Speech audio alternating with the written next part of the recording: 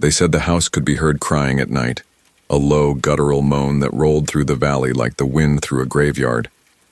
For a century, it stood on the edge of a forgotten Pennsylvania town, swallowing every family that dared to live inside. Some said it was cursed, others believed it was alive. But one thing was certain: everyone who entered the house either vanished or went mad before they could tell what they'd seen. The last known occupant, a historian named Clara Bell, left behind only one thing: a recording labeled, "It's Still Screaming." The house's origins trace back to the year 1821, when a man named Dr. Alaric Finch arrived in the quiet valley of Mill Creek, Pennsylvania, a place still reeling from a devastating cholera epidemic that had reduced its population by half. Before the sickness came, the town had been modestly prosperous: farmers, millers, and families living around a narrow stream that fed into the Susquehanna River. But disease turned it into something else: a burial ground.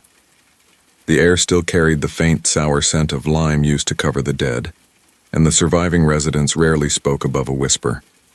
It was into this silence that Dr. Finch arrived, a physician carrying his black medical case and an air of grim purpose. No one in Mill Creek knew much about him. He came from Philadelphia, some said, though his accent was strange, too polished, almost rehearsed. What little was certain was that he had once been respected, even celebrated, for his work in experimental anatomy. That reputation ended abruptly when the medical board accused him of unauthorized dissections and unorthodox pursuits of post-mortem preservation. He was never charged with a crime, but the scandal ruined him. When his wife and 2 young daughters succumbed to cholera, witnesses described him as a man hollowed out by grief, a mind broken and turned toward the impossible. Within months of his arrival, Finch began construction on his new home, a sprawling 3-story residence built from black limestone quarried from the nearby hills. It was an ambitious structure for such a desolate area: wide arched windows, carved lintels, and a peculiar octagonal tower that rose above the roof line like a watchful eye.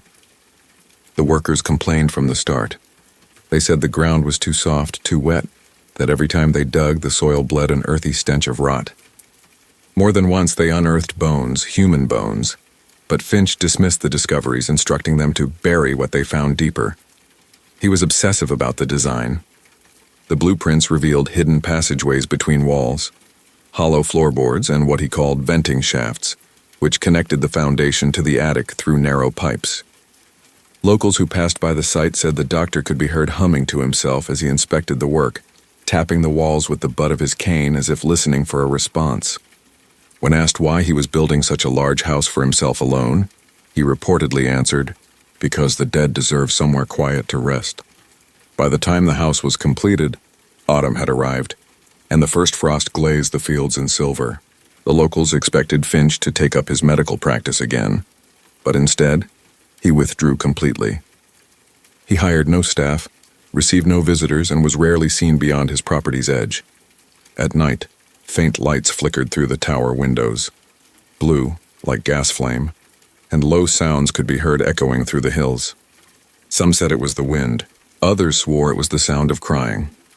When the postman finally entered the property months later to deliver a parcel, he found Finch sitting in his study surrounded by medical instruments, open books, and sealed jars filled with what looked disturbingly like fragments of human tissue. The doctor smiled faintly, thanked him for the delivery, and said something the postman never forgot. "It's working now. The walls can remember." From that day forward, no one in Mill Creek came near the house again. They said the land itself seemed cursed, that at dusk, if you stood by the old road, you could hear voices beneath your feet, murmuring like breath rising from the ground. And though the town tried to forget him, the name Alaric Finch would echo through their history for the next 100 years, whispered in fear whenever the wind screamed through the valley. It started as a whisper, faint and uncertain, like the sound of wind slipping through the cracks of an empty house. At first, the townspeople dismissed it as imagination, the uneasy residue of what the land had endured. But the noises from Dr. Finch's house grew more distinct with each passing season. By the winter of 1822, the sound was unmistakable. It was human. Not just moaning or sighing, but something that carried emotion, grief, pleading, sometimes laughter that trailed into sobs. The house stood at the far edge of Mill Creek, A mile beyond the last farmhouse, but even from that distance, the villagers swore they could hear it breathing. The first to speak openly was a farmer named Elias Warner, whose property bordered Finch's land. In his testimony years later, Elias recalled waking at dawn to what he thought were children crying near the tree line. When he went to look, the sound seemed to move, from the fields to the woods, then up toward the black limestone walls of the doctor's estate. He watched in disbelief as the curtains in one of the upstairs windows fluttered, though no one had entered or left the house for days. That night, he told his wife he'd seen the shape of a man pacing by the light of a single candle, though the shadow moved too strangely, as if disconnected from the person casting it. Soon others began reporting similar things. A washerwoman walking home after sundown heard what she thought was someone calling her name. Her dead mother's voice, soft and unmistakable. A group of boys who dared each other to approach the front gate claimed they heard knocking, slow and rhythmic, coming from beneath the ground. They ran home terrified, one of them wetting himself. The next morning, muddy footprints appeared on the road near their homes, small as a child's, leading back toward the house. Inside Mill Creek's tavern, the stories multiplied. Some said they'd heard a woman singing late at night, her voice rising and falling like a hymn carried on the air. Others swore they'd seen light moving through the walls, not from candles or lamps, but as if the house itself glowed from within. A passing preacher who came to town in 1824 called it a nest of torment, and claimed the doctor's experiments had opened a door that could not be closed. The locals began to call it the Wailing House, but what disturbed people most wasn't the sound itself, it was when it stopped. The silences between the noises were heavy and expectant, as if the house were listening. Some nights were so quiet the townsfolk would wake from sleep without knowing why, their hearts pounding, their rooms filled with the oppressive stillness of waiting. And then, just as suddenly, the crying would start again, softer, closer, sometimes accompanied by the creak of wood bending under invisible weight. When a group of young men finally gathered enough courage to investigate, they approached just after midnight carrying lanterns and shotguns. They never made it to the door. As they crossed the yard, the sound erupted, not from inside the house, but from the ground around them. It was a deep, resonant moan, vibrating through the earth like something vast and ancient shifting beneath the soil. One of them dropped his lantern and fled. The others swore they saw the front door open on its own. A slow, deliberate movement followed by what one described as a breath, warm and smelling of the grave. The next morning, they returned with the sheriff. The door was shut. No one was inside, but on the wooden frame someone had carved words with a blade. "We are still here." Over time, the noises changed. The laughter became mocking, the crying turned violent. On certain nights, especially during storms, people claimed the house sounded almost alive, as though dozens of voices were speaking at once from within its walls. The sound rolled through the valley and into the river, so deep it made the glass in nearby windows hum. Those who heard it up close said it didn't just echo in the ears. It vibrated in the chest, the bones, the teeth, as though the house were reaching into the listener and resonating their fear back at them. By the 1840s, no one dared pass by after sunset. Travelers took long detours and farmers abandoned fields closest to the property. The road to Mill Creek fell silent except for one thing. On windless nights, when the moon hung low and the mist rolled in, people swore they could still hear it. A low, rhythmic sound, like someone breathing just beneath the earth. Every family that entered the Finch house carried hope with them, hope that they would be the ones to prove the stories wrong. Each new owner told themselves the same thing, that superstition was for the weak, that the strange sounds could be explained by the shifting of old timber, the sigh of pipes, or the cries of foxes in the woods. But the house was patient. It waited for them to settle in, to unpack their belongings, to sleep within its walls, and then it began its quiet work. The first documented victims after Dr. Finch were the Hollis family, who bought the property in 1838.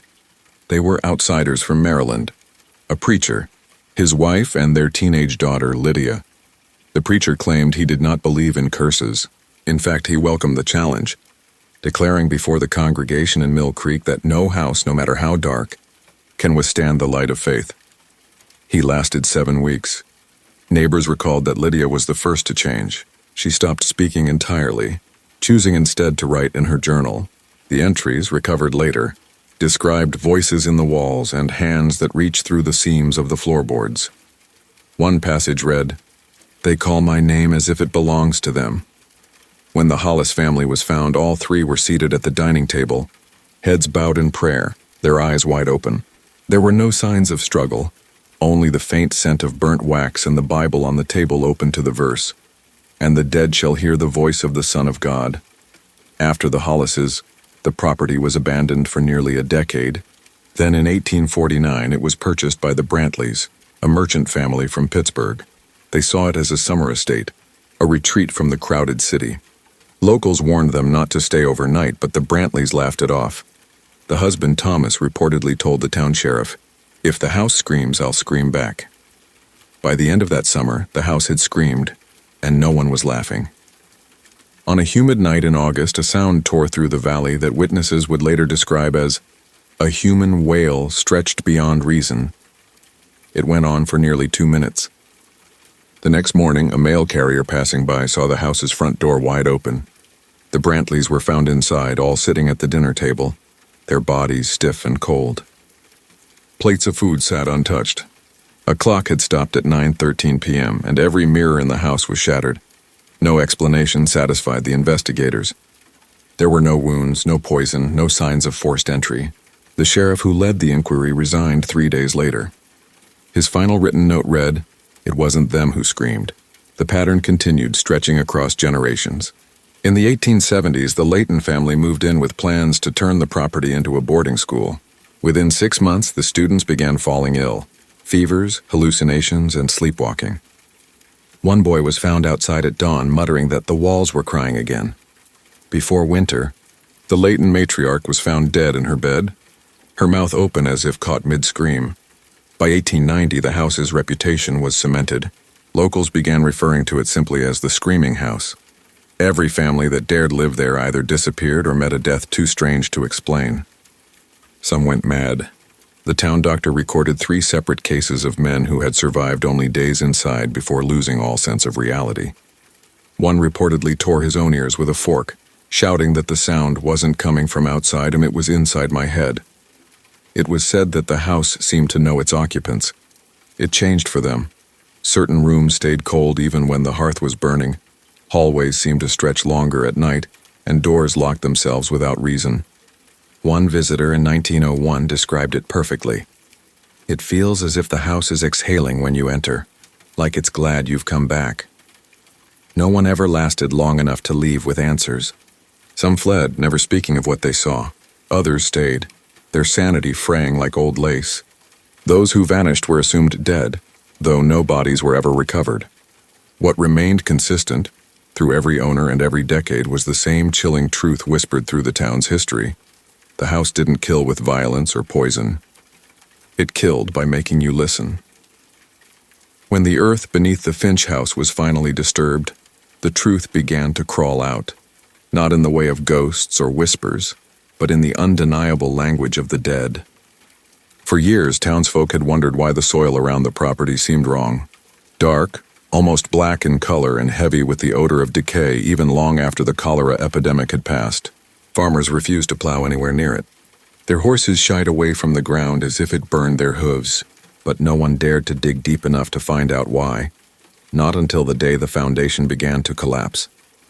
It was in 1884, after a particularly violent spring flood. The river swelled, swallowing the lower part of Mill Creek, and the old Finch property took the worst of it. A section of the east wall crumbled, exposing part of the basement. When the waters receded, townsmen gathered to inspect the damage, and that's when they saw it. A pale oval shape jutting from the mud. At first they thought it was a stone, but when one man brushed it clean with his boot, it revealed the smooth curve of a human skull. The sheriff was called, and digging began at sunrise the next day. Within hours they uncovered not one, but dozens of bones, rib cages, femurs, entire skeletons tangled together in unnatural positions, packed tightly into the ground beneath the house. The air was suffocating with the smell of wet earth and rot. There were so many bodies that the men had to stop, not out of exhaustion, but from the sheer horror of what they were seeing. Some of the skulls bore clean, deliberate cuts across the crowns, the kind made not by tools of war or accident, but by a surgeon's hand. Dr. Finch's legend, long dismissed as morbid gossip, began to take shape as something much darker. According to old letters found in the county archives, Finch had petitioned the town council for permission to bury cholera victims on his property in 1821, claiming the ground there was clean and dry, better suited for preservation. His request had been denied, yet it appeared he had done it anyway, not as a public service, but as part of an experiment. Those who examined the remains noted strange traces on the bones, a crystalline residue of lime and mercury, and in some cases thin wires embedded between vertebrae. One theory suggested he had been attempting to create a form of preservation that involved channeling sound through the body, a grotesque attempt to make the dead speak. Historians later speculated that Finch believed memory could be stored in physical matter, that sound, voice, emotion, grief could leave a permanent impression on the body if treated in a certain way. If that were true, then the house he built upon those buried corpses wasn't a home. It was a resonance chamber. The screams and whispers that haunted Mill Creek may not have been supernatural at all, at least not in the traditional sense. They could have been echoes, literal vibrations of the past reverberating through bone, stone, and air. Finch's foundation, layered with human remains, might have been conducting sound like a vast, grotesque instrument. The limestone, dense and porous, could have amplified every faint vibration, every creak, every shift in pressure, and turned it into something disturbingly human. By the time investigators realized what the house was built upon, it was too late. The structure had absorbed decades of sound, of fear, of death. It had become an archive of agony, an organism made of both matter and memory. When the workers hauled the skulls and bones into the open, the ground seemed to shudder as though resisting their efforts. Several men refused to continue, swearing they heard faint moans rising from the pit. One man went mad entirely, insisting the skulls were still singing. The excavation stopped before it was complete. The town covered the site again, leaving the rest undisturbed. But those who had seen it never forgot the sight, the sheer number of dead buried beneath one man's grief and ambition. And though the official records listed it as a cholera burial ground, everyone in Mill Creek knew the truth. The screams that had haunted the valley weren't from the wind or the walls.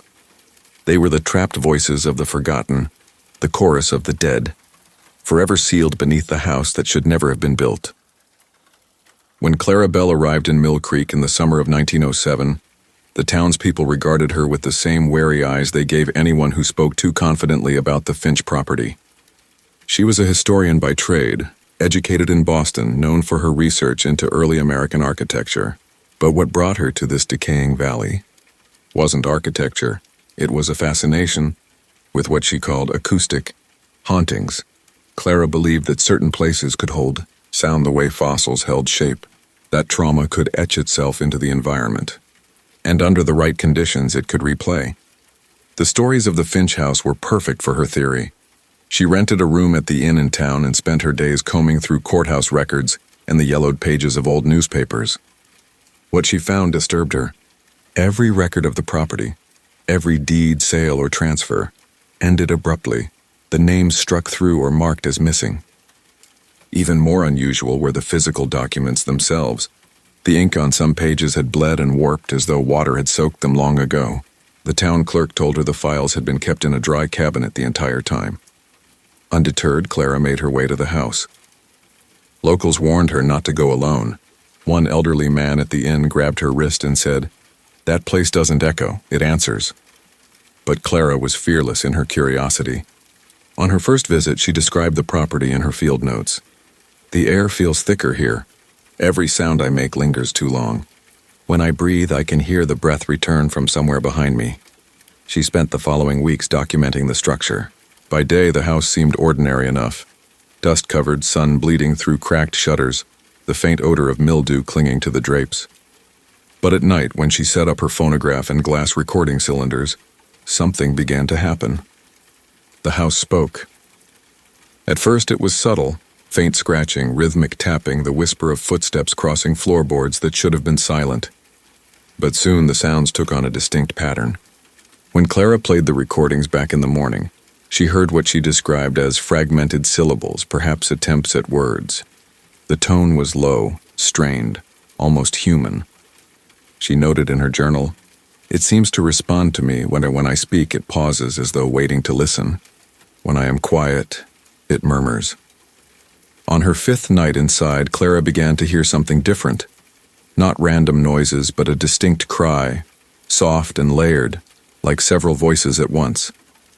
She moved her recording horn toward the wall, and the sound grew louder. It wasn't coming from outside or beneath the floor. It was coming from within the plaster. In her letter to a colleague, she wrote, "The walls are not walls. They are lungs. The house breathes memory." Neighbors claimed they saw her lights burning late that night, the tower room glowing faintly through the fog. By dawn, the house was silent. The innkeeper who expected her for breakfast went to check, but Clara was gone.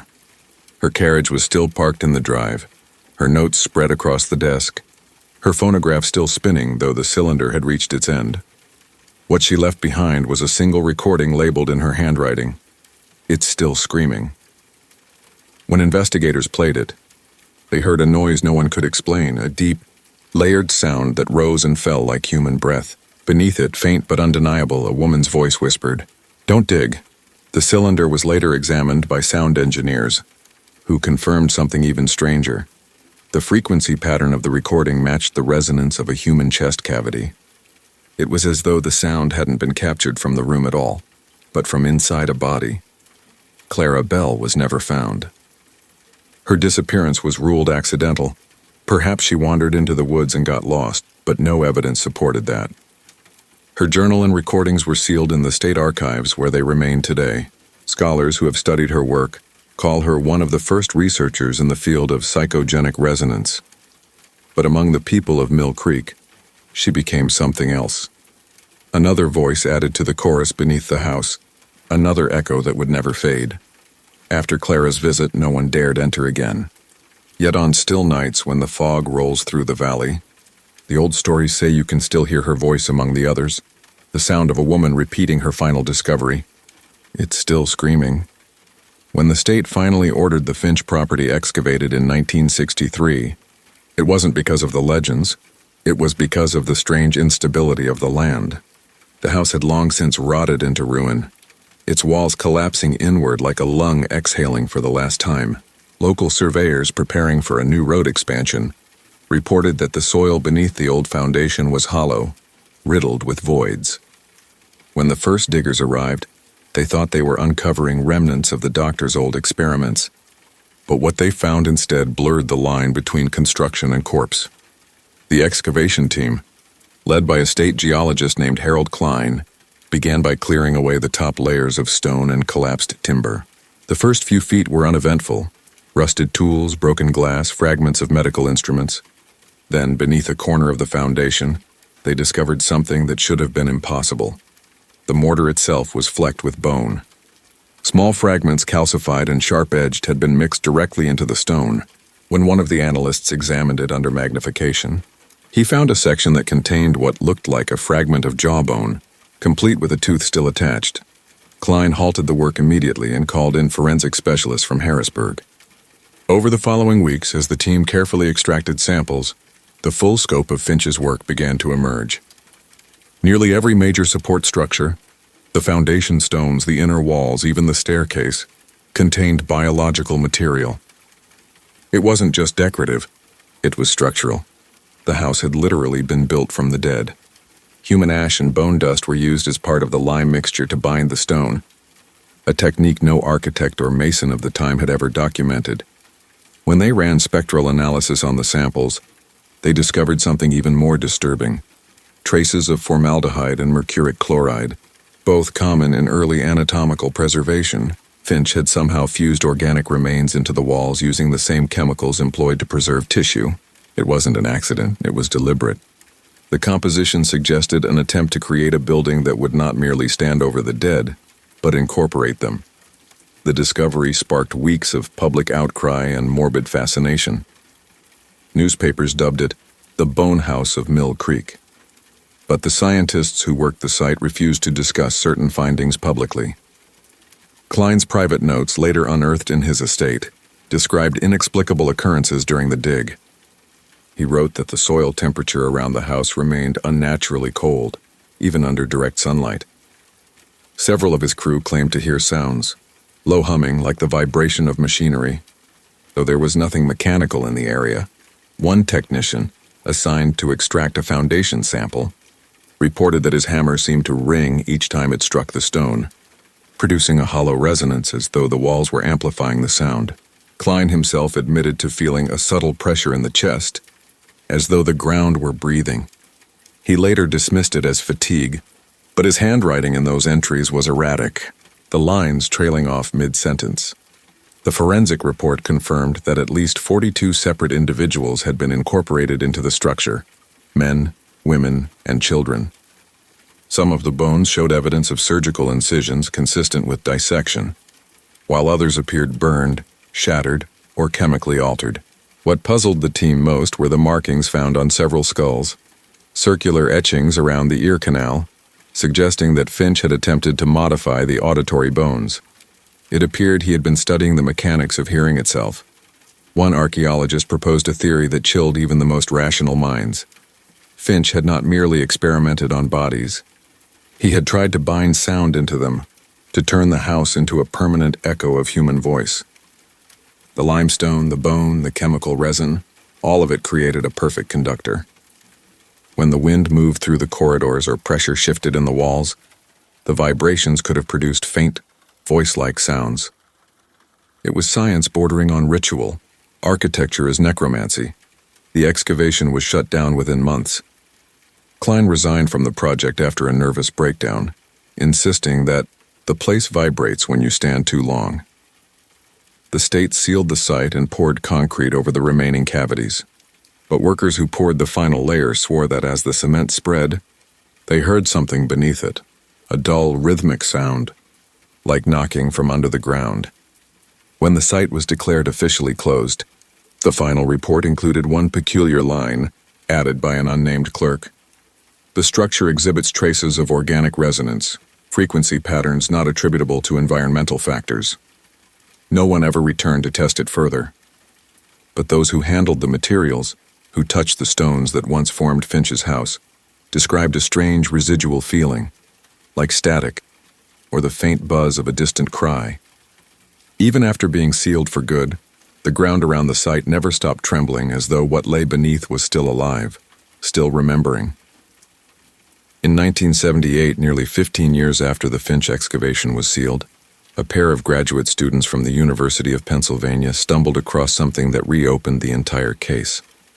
They had been compiling an archive of abandoned psychiatric research facilities for a thesis on early medical ethics, when one of them, Laura King, a quiet anthropology major, found a reference to a Dr. J. Finch in an old shipment ledger from Haverford State Hospital, dated 1891. The document, yellowed and nearly illegible, listed dozens of anatomical deliveries, specimens, it called them, sent to Finch's private laboratory. But what caught Laura's eye was the note scrawled in the margin beside one entry: returned unsound. Subject retained. The university granted her permission to pursue the lead, and she began visiting archives across Pennsylvania, tracing Finch's transactions. What she uncovered suggested that his so-called clinic was far more than a small-town surgical practice. It was a secret node in a network of medical suppliers who dealt in the bodies of the institutionalized and unclaimed. Patients who died in hospitals, prisons, and asylums were supposed to be interred at state expense. But records showed a disturbing pattern. Dozens of names listed as transferred rather than buried, all corresponding to dates when Finch was active. When Laura's findings were shared with her advisor, Professor David Morrell, they agreed to quietly investigate the old Mill Creek property, which, though sealed and technically under state restriction, lay in an unmonitored patch of forest. In October 1978, they made the trip, bringing a borrowed recorder and a handheld camera. The concrete slab covering the original site was cracked in several places, as though something had pushed upward from beneath. They noted the air around it felt cold, unnaturally cold, and that no insects stirred, even though the forest was alive with sound just a few yards away.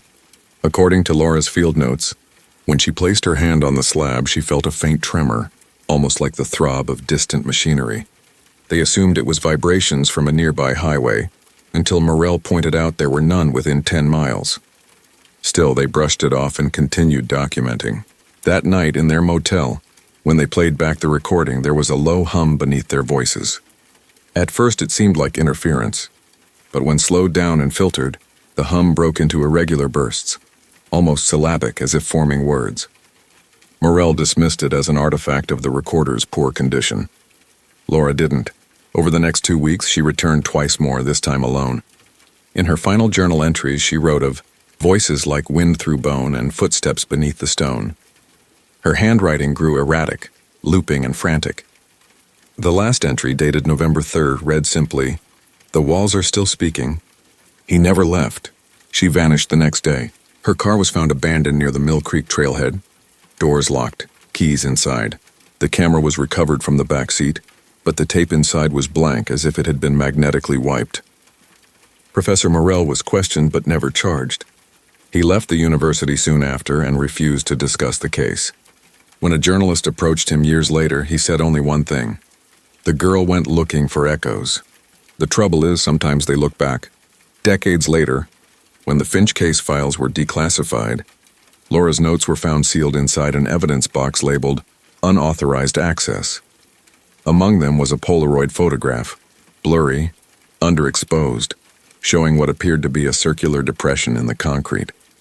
In the center of the image, faintly visible in shadow, was something like a handprint pressed up from beneath the surface. Forensic analysts couldn't explain it. The area was once again surveyed, and seismic readings revealed low-frequency vibrations occurring at irregular intervals, directly beneath the slab. The official explanation cited geological activity, minor underground shifts, but the data didn't match known fault behavior. The vibrations followed a pattern, rhythmic and deliberate like a pulse.